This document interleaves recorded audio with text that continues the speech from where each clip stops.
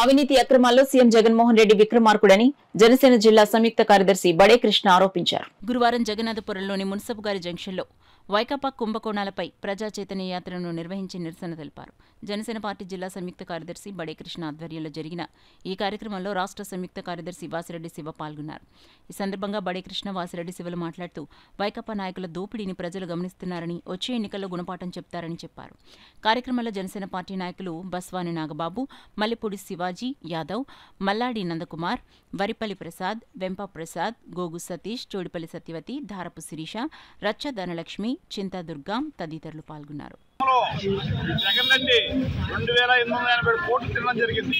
కాకినాడలో ఎన్నో యాదవ సంఘంలా కానీ ఒక యాదవ సంఘానికి కానీ ఒక యాదవ కుటుంబానికి కానీ ఒక గేదె పోలేదు జగన్ రెడ్డి.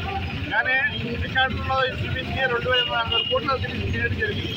ఇదే కాకుండా స్కూల్లో బూట్లు కొత్తగా బ్యాగుల కుంభకోణంలో 120 కోట్లు తినేయడం జరిగింది.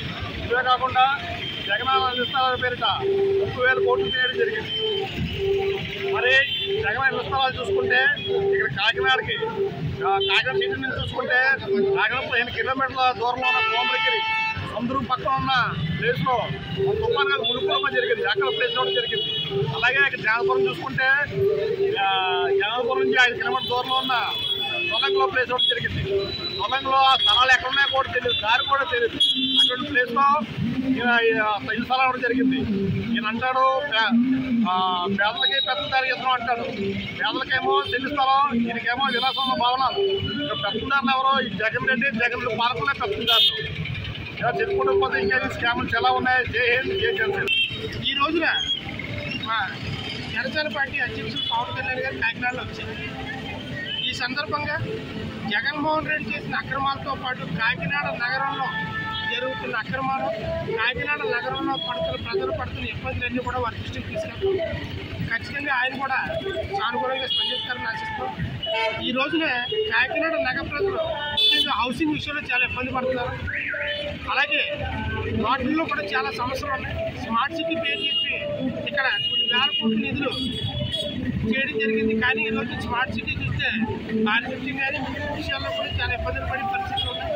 ఈ సందర్భంగా కాకినాడకు సంబంధించిన అన్ని సమస్యలు కూడా ఆయన దృష్టికి తీసుకెళ్తామని, అలాగే జగన్మోహన్ రెడ్డి చేస్తున్న అక్రమాలు ఏవైతే ఉన్నాయో పేదలకు కట్టబడుతుగా చెప్పుకుంటానని చెప్పిన జగన్మోహన్ రెడ్డి ఈ రోజున పేద ప్రజలు నటి ఎలా విరుస్తున్నారో ఇవన్నీ కూడా ఆయన స్వయంగా పరిశీలిస్తున్నారు. రాబోయే రోజుల్లో ఈ రాష్ట్ర ప్రజలకి జగన్మోహన్ రెడ్డి పాలన అర్థం చేసి ఒక మంచి పాలన ఇచ్చేది మా జనసేన అధ్యక్షుడు పవన్ కళ్యాణ్ గారిని తెలియజేసుకుంటూ ఖచ్చితంగా